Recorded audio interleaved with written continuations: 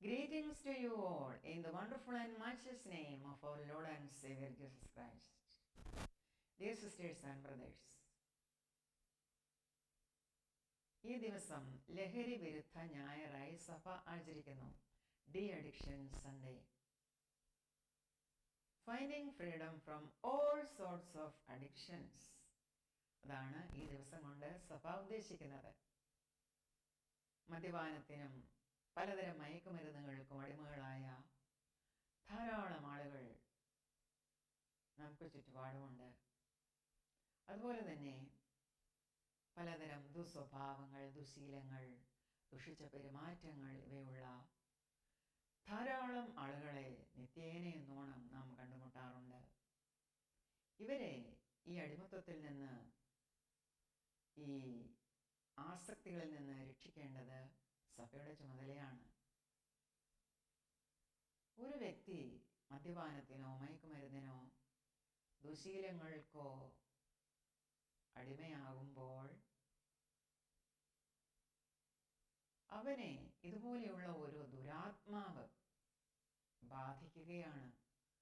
അവനിൽ ആ evil spirit കുടികൊള്ളുകയാണ് ചെയ്യുന്നത്.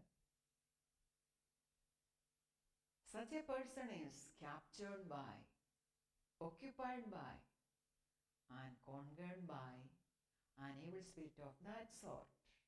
അവൻ എത്ര തന്നെ ശ്രമിച്ചെന്നാലും അവൻ്റെ ആ ദുസ്വഭാവത്തിൽ നിന്ന്, ആ ആസക്തിയിൽ നിന്ന് അവന് രക്ഷപ്പെടുവാൻ കഴിയാത്ത വിധം ആ ദുരാത്മാവ് അവനെ കീഴ്പ്പെടുത്തുകയാണ്.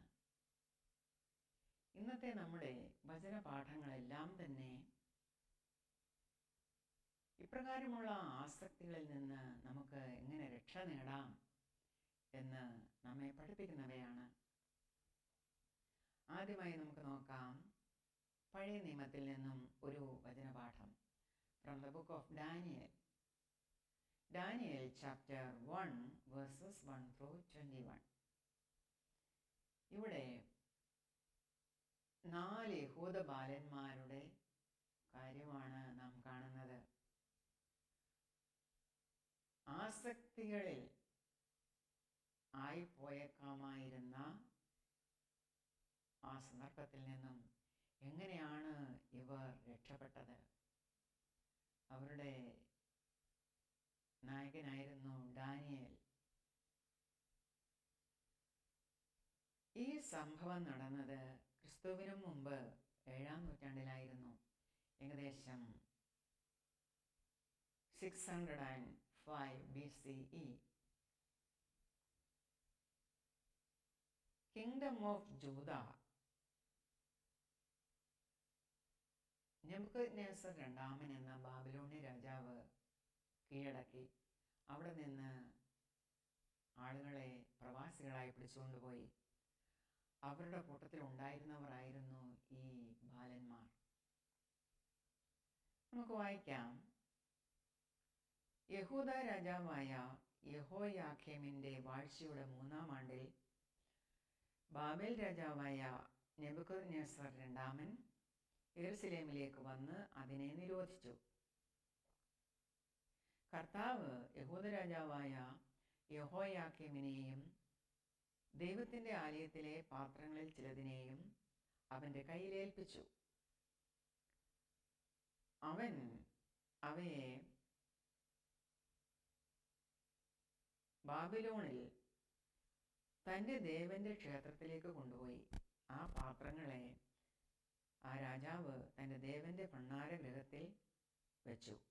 അനന്തരം രാജാവ് തൻ്റെ ഷണ്ഡന്മാരിൽ പ്രധാനിയെ വിളിച്ച്, ഇസ്രായേൽ മക്കളിൽ രാജസന്തതിയിലും കുലീനന്മാരിലും വെച്ച് അംഗഭംഗമില്ലാത്തവരും സുന്ദരന്മാരും സകല ജ്ഞാനത്തിലും നിപുണന്മാരും അറിവിൽ സമർത്ഥന്മാരും വിദ്യാപരിജ്ഞാനികളും രാജധാനിയിൽ പരിചരിപ്പാൻ യോഗ്യന്മാരുമായ ചില ബാലന്മാരെ വരുത്തുവാനും അവരെ കൽദയരുടെ, അതായത് ബാബിലോണ്യ വിദ്യയും ഭാഷയും അഭ്യസിപ്പിപ്പാനും കൽപ്പിച്ചു. രാജാവ് അവർക്ക് രാജഭോജനത്തിൽ നിന്നും താൻ കുടിക്കുന്ന വീഞ്ഞിൽ നിന്നും നിത്യവൃത്തി നിയമിച്ചു. ഇങ്ങനെ അവരെ 3 സംവത്സരം വളർത്തിയിട്ട് അവർ രാജസന്നിധിയിൽ നിൽക്കണം എന്ന് കൽപ്പിച്ചു. ഇത് രാജാവിൻ്റെ രാജധാനിയിലെ ജോലിക്കായിട്ടാണ്, ആവശ്യങ്ങൾക്കായിട്ടാണ് ഈ ബാലന്മാരെ അഭ്യസിപ്പിക്കുവാൻ ഷണ്ഡാധിപനോട് കൽപ്പിച്ചത്.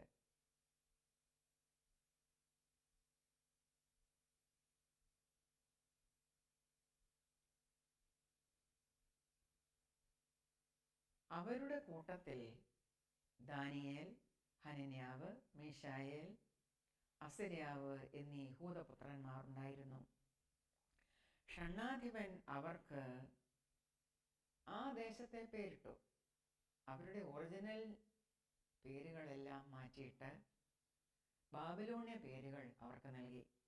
ദാനിയേലിന് അവൻ ബെൽഷസർ എന്നും, ഹനന്യാവിന് ശദ്രക് എന്നും, മീശായേലിന് മേശക് എന്നും, അസര്യാവിന് അബേദ്നെഗോ എന്നും പേര് വിളിച്ചു.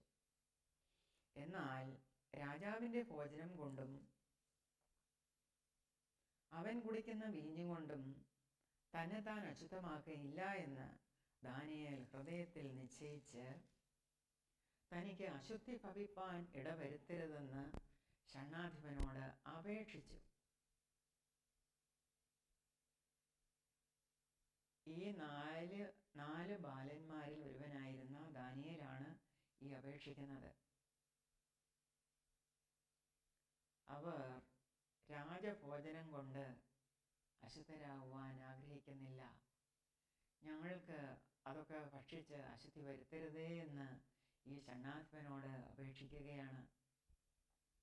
ദൈവം ദാനിയേലിന് ഷണ്ഡാധിപന്റെ മുമ്പിൽ ദയയും കരുണയും ലഭിപ്പാൻ ഇടവരുത്തി. ഈ ഷണ്ഡാധിപൻ ദാനിയേലിനോട്, നിങ്ങളുടെ ഭക്ഷണവും പാനീയവും നിയമിച്ചിട്ടുള്ള എൻ്റെ യജമാനനായ രാജാവിനെ ഞാൻ ഭയപ്പെടുന്നു. അവൻ നിങ്ങളുടെ മുഖം നിങ്ങളുടെ സമപ്രായക്കാരായ ബാബിലോണ്യ ബാലന്മാരുടേതിനോട് ഒത്തുനോക്കിയാൽ മെലിഞ്ഞു കാണുന്നത് എന്തിന്? അങ്ങനെ ആയാൽ നിങ്ങൾ രാജസന്നിധിയിൽ എൻ്റെ തലയ്ക്ക് അപകടം വരുത്തും എന്ന് പറഞ്ഞു. ഈ ഷണ്ഡാധിപന് പേടിയായി.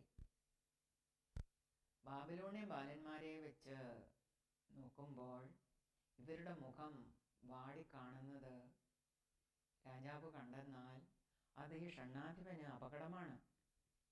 അക്കാര്യം ഷണ്ഡാധിപൻ ദാനിയേലിനോട് പറഞ്ഞു. ദാനിയേലോ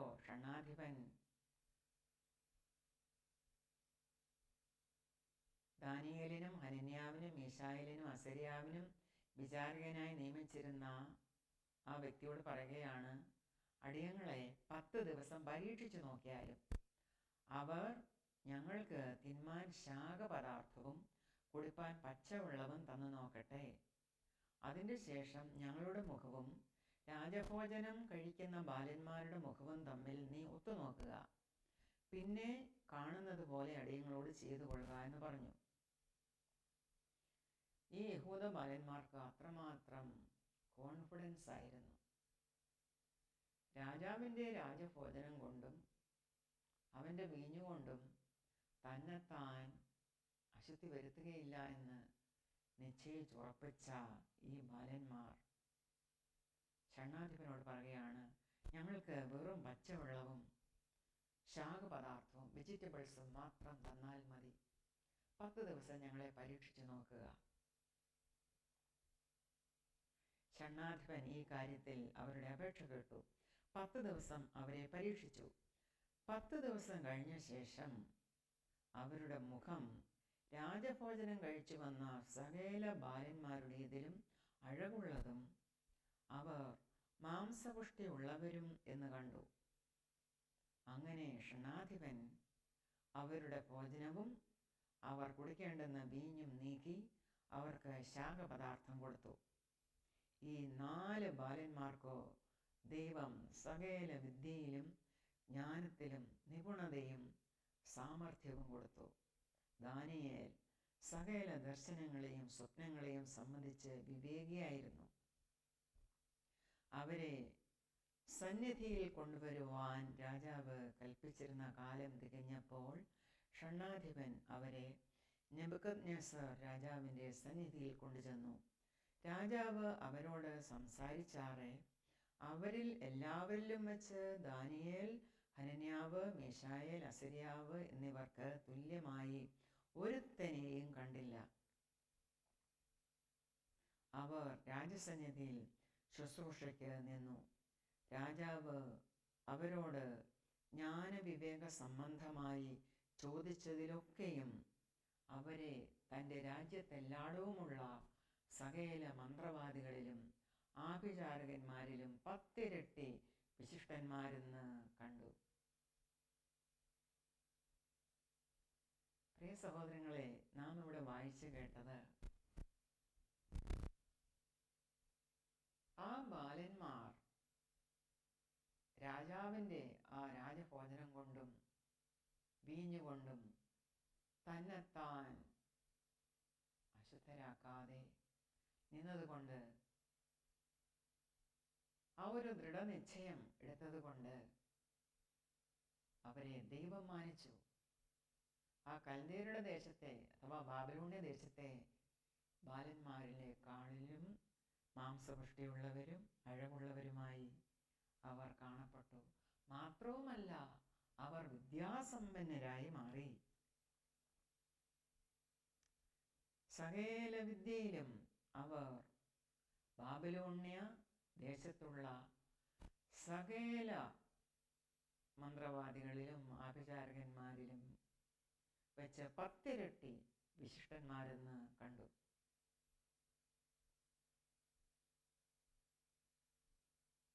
അവരെ അശുദ്ധി വരുത്തിയേക്കാവുന്ന വസ്തുക്കളോടുള്ള അവരുടെ ആ വിരക്തി, ആ ആസക്തിയിൽ നിന്ന് അവരെ രക്ഷിച്ചു. അല്ലായിരുന്നുവെങ്കിൽ അവർ അതിൽ ആസക്തരായി ഈ ജ്ഞാനവും ഈ മാംസപുഷ്ടിയും അഴകും എല്ലാം നഷ്ടപ്പെട്ടവരായി അവർ തീരുമായിരുന്നു. അവരുടെ ആ ദൃഢനിശ്ചയമാണ്, ദൈവത്തിലുള്ള അവരുടെ ആശ്രയമാണ് അവരെ രക്ഷിച്ചത്, അവരെ വിശിഷ്ടന്മാരാക്കി തീർത്തത്. നമുക്ക് ഇന്നത്തെ സുവിശേഷ ഭാഗം നോക്കാം. വിശുദ്ധനായ മർക്കോസ് എഴുതിയ സുവിശേഷം 5-ാം അധ്യായം 1 മുതൽ 20 വരെയുള്ള വാക്യങ്ങൾ. ഈ സുവിശേഷ ഭാഗത്ത് ഭൂതഗ്രസ്തനായ ഒരു മനുഷ്യനെയാണ് നാം കാണുന്നത്. അവനിൽ ഉണ്ടായിരുന്നത് ഒരു ഭൂതമായിരുന്നില്ല, ഒരു ലീജിയൺ ആയിരുന്നു. എങ്ങനെയാണ് ആ ഭൂതങ്ങൾ അവനിൽ കയറി പറ്റിയത് എന്ന് ഇവിടെ രേഖപ്പെടുത്തിയിട്ടില്ല. എന്നാൽ നാം ഒരു കാര്യം മനസ്സിലാക്കണം. അശുദ്ധാത്മാക്കൾ കയറിക്കൂടുവാൻ നാം തന്നെയാണ് വഴിവെട്ടുന്നത്. നമ്മുടെ മനസ്സിൻ്റെ വ്യാപാരങ്ങൾ, നമ്മുടെ മനസ്സ് ഏതെല്ലാം മേഖലകളിലാണ് വ്യാപരിക്കുന്നത്? മനസ്സിൽ കൂടെ കടന്നു വരുന്ന ദുശ്ചിന്തകൾ, ദുരാലോചനകൾ, സങ്കല്പങ്ങൾ, അതുപോലെ നമ്മുടെ ദുസ്വഭാവങ്ങൾ, ഇവയെല്ലാം അശുദ്ധാത്മാക്കൾ കയറിക്കൊടുവാനുള്ള വഴികളാണ്. അതിനാലാണ് പത്രോസ്ലീഹ നമുക്ക് മുന്നറിയിപ്പ് നൽകുന്നത്. നിങ്ങൾ ഉണർന്നിരിപ്പീൻ, നിർമ്മതരായിരിപ്പീൻ, ബി വിജിലൻറ്റ്. കാരണം നിങ്ങളുടെ പ്രതിയോഗിയായ പിശാച് അലറുന്ന സിംഹം എന്ന പോലെ ആരെ വിഴുങ്ങേണ്ടു എന്ന് തിരഞ്ഞു ചുറ്റി നടക്കുന്നു. പത്രോസ്ലീഹ നമുക്ക് തരുന്ന വാണിംഗാണിത്. പിശാച് നമ്മുടെ പ്രതിയോഗിയാണ്. നമ്മെ എങ്ങനെയെങ്കിലും വിഴുങ്ങിക്കളയുവാൻ തക്കവണ്ണം അലറുന്ന സിംഹമെന്ന പോലെ ചുറ്റിയടിച്ച് നടക്കുകയാണ് പിശാച്. നാം അവനെപ്പറ്റി ബോധ്യമുള്ളവരായിരിക്കണം. പത്രോസ്ലീഹ ആ വാണിംഗാണ് നമുക്ക് നൽകുന്നത്. ഭൂത ഭൂതഗ്രസ്തനായ ഒരു മനുഷ്യന് സംഭവിച്ചത് എന്താണ്? അത് ഈ സുവിശേഷ ഭാഗത്ത് നമുക്ക് വായിക്കാം. Saint mark chapter 5 versus 1-20. യേശു തൻ്റെ ശിഷ്യന്മാരുമൊത്ത് കടലിൻ്റെ അക്കരെ ഗദരദേശത്ത് എത്തി. പടകിൽ നിന്ന് ഇറങ്ങിയ ഉടനെ അശുദ്ധാത്മാവുള്ള ഒരു മനുഷ്യൻ കല്ലറകളിൽ നിന്ന് വന്ന് യേശുവിനെ എതിരേറ്റു. അവൻ്റെ പാർപ്പ് കല്ലറകളിൽ ആയിരുന്നു. ആർക്കും അവനെ ചങ്ങല കൊണ്ടുപോലും ബന്ധിച്ചുകൂടാഞ്ഞു. പലപ്പോഴും അവനെ വിലങ്ങും ചങ്ങലയും കൊണ്ട് ബന്ധിച്ചിട്ടും അവൻ ചങ്ങല വലിച്ചു പൊട്ടിച്ചും വിലങ്ങ് ഉരുമ്മി ഒടിച്ചും കളഞ്ഞു. ആർക്കും അവനെ അടക്കുവാൻ കഴിഞ്ഞില്ല. അവൻ രാവും പകലും കല്ലറകളിലും മലകളിലും ഇടപെടാതെ നിലവിളിച്ചും തന്നെത്താൻ കല്ലുകൊണ്ട് ചതച്ചും പോന്നു. നോക്കണേ, ഒരു ഭൂതഗ്രസ്തനിൽ എങ്ങനെയാണ് ഈ ഭൂതങ്ങൾ പ്രവർത്തിക്കുന്നത് എന്ന്, അവനെ ദണ്ഡിപ്പിക്കുന്നത്, ടോർമെന്റ് ചെയ്യുന്നത് എന്ന്.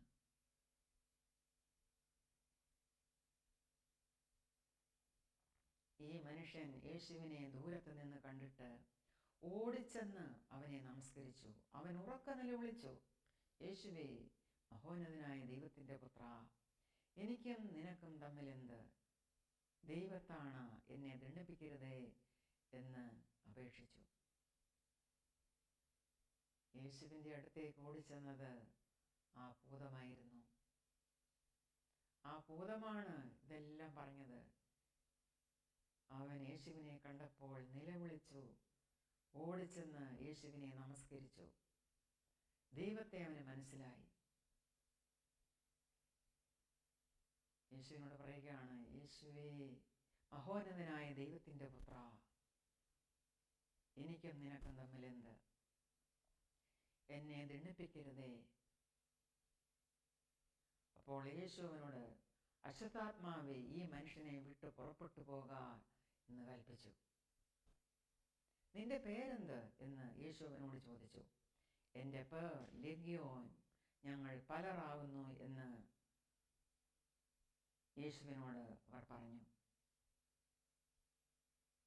നാട്ടിൽ നിന്ന് ഞങ്ങളെ അയച്ചു കളയാതിരിപ്പാൻ ഏറിയോ എന്ന് അവർ അപേക്ഷിച്ചു. ആ ഭൂതങ്ങൾക്ക് അവിടെ പാർക്കണം, നാട്ടിൽ പാർക്കണം, നാട്ടിലുള്ള ആൾക്കാരെയൊക്കെ ദണ്ഡിപ്പിക്കണം. ആ മനുഷ്യനെ തകർത്തു കളയുകയായിരുന്നു ആ പിശാച്.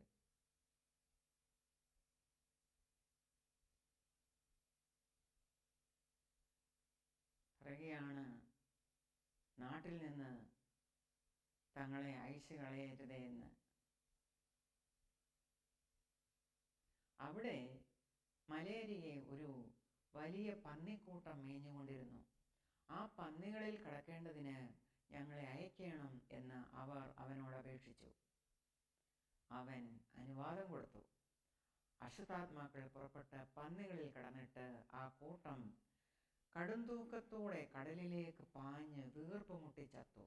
അവ ഏകദേശം 2000 ആയിരുന്നു. ഈ അശുദ്ധാത്മാക്കൾ വരുത്തിവെച്ച വിന, ആ മനുഷ്യനെ അവർ തകർത്തു കളഞ്ഞു. ഇപ്പോഴിതാ ആ 2000 പന്നികളെയും കൊന്നു. എന്തിനാണ് പ്രിയ സഹോദരങ്ങളെ ഇതിവിടെ രേഖപ്പെടുത്തിയിരിക്കുന്നത്? അശുദ്ധാത്മാക്കൾ കടന്നുകൂടുവാൻ നാം ഒരിക്കലും നമ്മെ തന്നെ അനുവദിച്ചുകൂടാ. അവർക്കുള്ള വഴി നാം വെട്ടിക്കൂടാ. നമ്മുടെ ദുസ്വഭാവങ്ങൾ, ദുരാലോചനകൾ, നമ്മുടെ മദ്യപാനം, മയക്കുമരുന്നുകളുടെ ഉപയോഗം, ഇതിൽ കൂടെയെല്ലാം ദുരാത്മാക്കൾ മനുഷ്യരിൽ കടക്കുകയാണ്. അവൻ കടന്നു കഴിഞ്ഞാൽ മനുഷ്യരെ എത്രമാത്രമാണ് അവർ ദണ്ഡിപ്പിക്കുന്നത്. വിശുദ്ധ ബൈബിൾ പറയുന്നു, പിശാച് വന്നിരിക്കുന്നത് അറുക്കുവാനും മുടിക്കുവാനും മോഷ്ടിക്കുവാനുമാണ് എന്ന്. എന്നാൽ യേശു ക്രിസ്തു വന്നിരിക്കുന്നതോ നമുക്ക് ജീവൻ നൽകുവാനാണ്, അത് സമൃദ്ധിയായി തരുവാനും.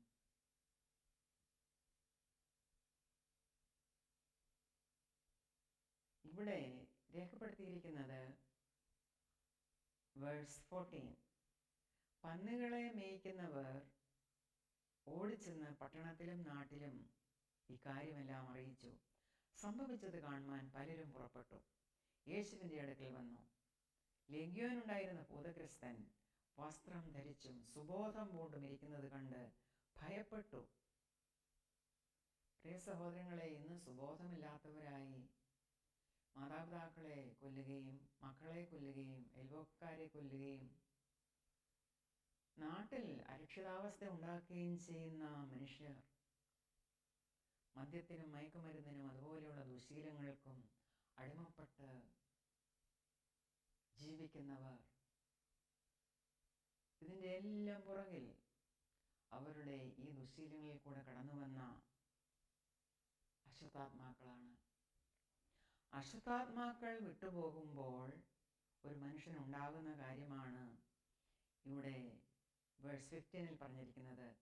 ലെഗ്യോൻ ഉണ്ടായിരുന്ന ഭൂതഗ്രസ്തൻ വസ്ത്രം ധരിച്ചും സുബോധം പൂണ്ടും ഇരിക്കുന്നത് കണ്ട് ജനങ്ങളെല്ലാം ഭയപ്പെട്ടു. കണ്ടവർ ഭൂതഗ്രസ്തന് സംഭവിച്ചതും പന്നികളുടെ കാര്യവും അവരോട് അറിയിച്ചു. അപ്പോൾ അവർ അവനോട് തങ്ങളുടെ അതിർ വിട്ടു പോകുവാൻ അപേക്ഷിച്ചു. ഈ പന്നികളുടെ ഉടയവൻ യേശുവിനോട് പറയുകയാണ്, ഞങ്ങളുടെ അതിർ വിട്ടു പോകണം, ഞങ്ങളുടെ പന്നികളോ നശിച്ചുപോയി. ഇവിടെ പന്നികളെ കൊല്ലുവാനായിരുന്നില്ല ദൈവപുത്രനായ യേശുവിൻ്റെ ഉദ്ദേശം. ജനങ്ങൾ മനസ്സിലാക്കണം, അശുദ്ധാത്മാക്കൾ ബാധിച്ചാൽ എന്തെല്ലാം നാശമാണ്, നഷ്ടമാണ് ജനത്തിന് സംഭവിക്കുന്നത്.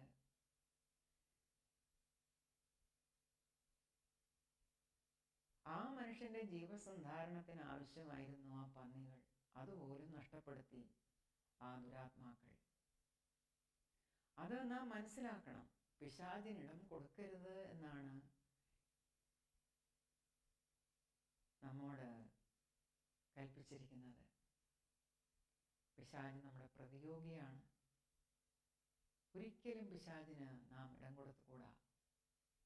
അതിനുള്ള സാഹചര്യം അത് എന്ത് തന്നെയാണെങ്കിലും അത് നാം ഉപേക്ഷിക്കണം.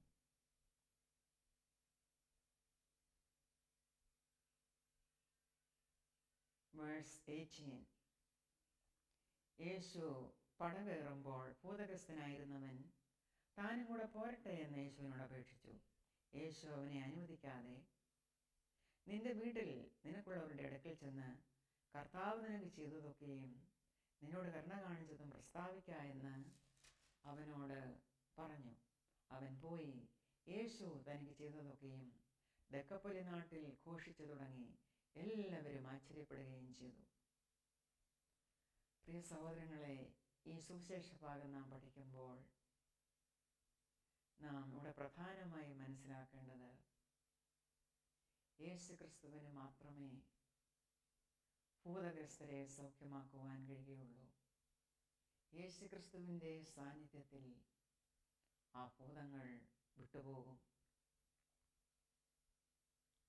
ദുസ്വഭാവങ്ങളിലും ദുശീലങ്ങളിലും അടിമകളായിരിക്കുന്നവർ ഈ യേശു ക്രിസ്തുവിനെ കൈക്കൊള്ളുമോ? കൈക്കൊള്ളുകയാണെങ്കിൽ അവരിലുള്ള അശുദ്ധാത്മാക്കൾ പുറപ്പെട്ടു പോകും. അവർക്ക് സുബോധം വരും. ഭാര്യയെ, ഭർത്താവിനെ, കുഞ്ഞുങ്ങളെയൊക്കെ കൊല്ലുവാനും ദേശത്ത് അരക്ഷിതാവസ്ഥ ഉണ്ടാക്കുവാനും ഒന്നും അവർക്ക് പിന്നെ ഇടയാകില്ല. അവർക്ക് സുബോധം വരും. സുബോധമില്ലാത്തത് കൊണ്ടാണ് അവർ ഇതെല്ലാം ചെയ്യുന്നത്. സുബോധമെല്ലാം എടുത്തു കളഞ്ഞത് ഈ ആസക്തികളിൽ കൂടെ കടന്നു വരുന്ന ദുരാത്മാക്കളാണ്. അത് നാം പ്രത്യേകം മനസ്സിലാക്കണം. ഈ സൺഡേയിൽ നാം ഈ വചനഭാഗം പഠിക്കുമ്പോൾ നാം മനസ്സിലാക്കേണ്ടത് അതാണ്. ഗദരദേശത്തെ ആ ഭൂതഗ്രസ്തനെ പോലെ ഭൂതഗ്രസ്തരാകാതെ അശുദ്ധാത്മാക്കൾക്ക് കയറിക്കൂടുവാൻ വഴിവെട്ടിക്കൊടുക്കാതെ എങ്ങനെ നാം നമ്മെ തന്നെ സൂക്ഷിക്കണം എന്ന് സങ്കീർത്തനക്കാരൻ നമ്മോട് പറയുന്നു. 1-ാം സങ്കീർത്തനത്തിൽ. എല്ലാവർക്കും മനഃപാഠമായ ഈ സങ്കീർത്തനം നമുക്ക് ഒന്നുകൂടെ വായിക്കാം. ദുഷ്ടന്മാരുടെ ആലോചന പ്രകാരം നടക്കാതെയും പാപികളുടെ വഴിയിൽ നിൽക്കാതെയും പരിഹാസികളുടെ ഇരിപ്പിടത്തിൽ ഇരിക്കാതെയും യഹോവയുടെ ന്യായപ്രമാണത്തിൽ സന്തോഷിച്ച് അവൻ്റെ ന്യായപ്രമാണത്തെ രാപ്പകൽ ധ്യാനിക്കുന്നവൻ ഭാഗ്യവാൻ. അവൻ ആറ്റരികത്ത് നട്ടിരിക്കുന്നതും തക്ക കാലത്ത് ഫലം കായ്ക്കുന്നതും ഇല വാടാത്തതുമായ വൃക്ഷം പോലെ ഇരിക്കും. അവൻ ചെയ്യുന്നതൊക്കെയും സാധിക്കും. എന്നാൽ ദുഷ്ടന്മാർ അങ്ങനെയല്ല. അവർ കാറ്റ് പാറ്റുന്ന പതർ പോലെയത്രേ.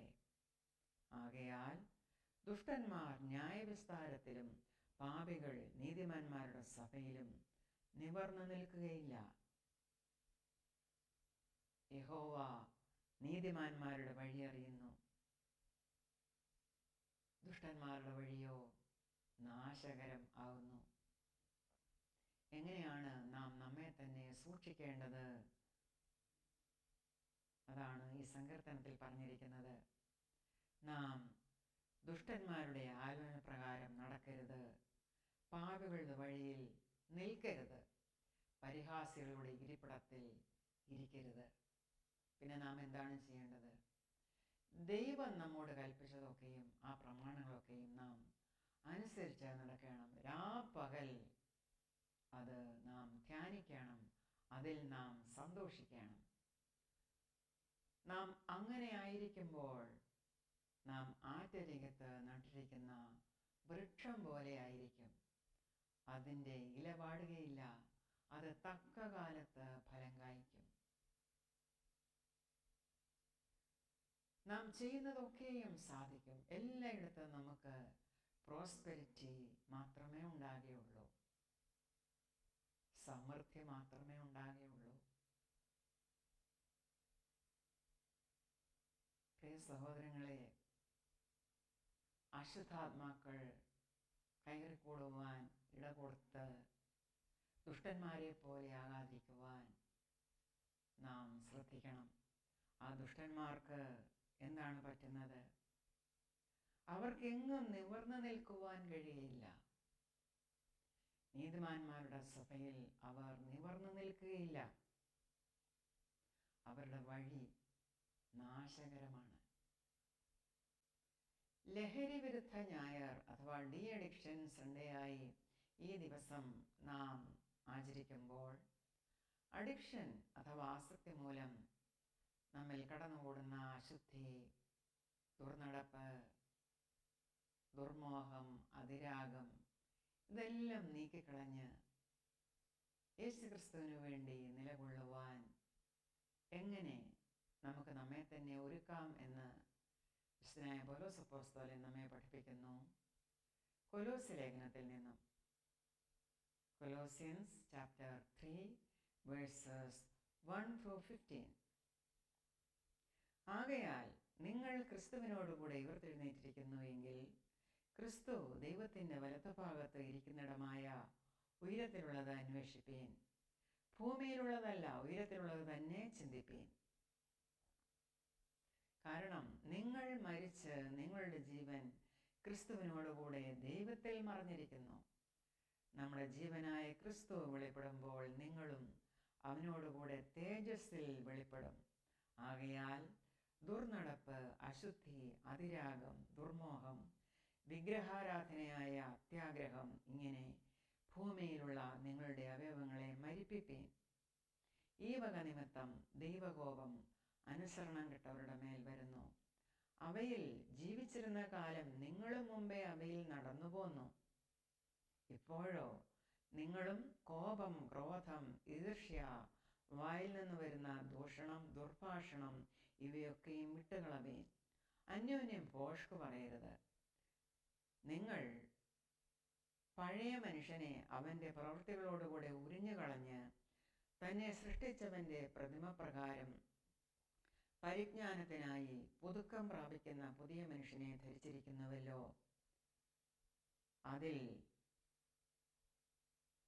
യവനനും യഹൂദനും എന്നില്ല, പരിച്ഛേദനയും അഗ്രചർമ്മവും എന്നില്ല, ബർബരൻ, ശകൻ, ദാസൻ, സ്വതന്ത്രൻ എന്നുമില്ല, ക്രിസ്തുവത്രേ എല്ലാവരിലും എല്ലാം ആകുന്നു.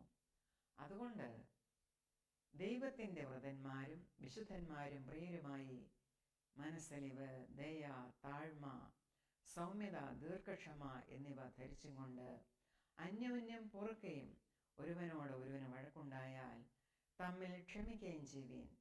കർത്താവ് നിങ്ങളോട് ക്ഷമിച്ചതുപോലെ നിങ്ങളും ചെയ്യുവീൻ. എല്ലാറ്റിനും മീതെ സമ്പൂർണതയുടെ ബന്ധമായ സ്നേഹം ധരിപ്പീൻ. ക്രിസ്തുവിൻ്റെ സമാധാനം നിങ്ങളുടെ ഹൃദയങ്ങളിൽ വാഴട്ടെ. അതിനല്ലോ നിങ്ങൾ ഏക ശരീരമായി വിളിക്കപ്പെട്ടുമിരിക്കുന്നത്. നന്ദിയുള്ളവരായും ഇരിപ്പീൻ. പ്രിയ സഹോദരങ്ങളെ, ഒരു യോദ്ധാവിനെ പോലെ തിന്മയോട് പൊരുതി ജയം നേടുവാൻ ദൈവത്തിൽ നമുക്ക് ആശ്രയിക്കാം. നമ്മുടെ സ്വന്തം ശക്തി ഫലിച്ചിട, സ്വാശ്രയം വൃഥാവാണ്. ആത്മാവിൻ്റെ സർവായുധവർഗം നാം ധരിച്ചുകൊണ്ട് നിലകൊണ്ടാൽ വിജയം സുനിശ്ചിതമാണ്. ജയാളികളായ നാം മഹത്വത്തിൻ രാജാവിനോടൊപ്പം വാഴും നിശ്ചയം. നമുക്ക് പാടാം, stand up four Jesus. Stand up for Jesus, ye soldiers of the cross. Lift high his royal banner, it must not suffer loss. From victory unto victory, his army shall he lead, till every foe is vanquished, and Christ is Lord indeed. Stand up for Jesus, the trumpet call obey, for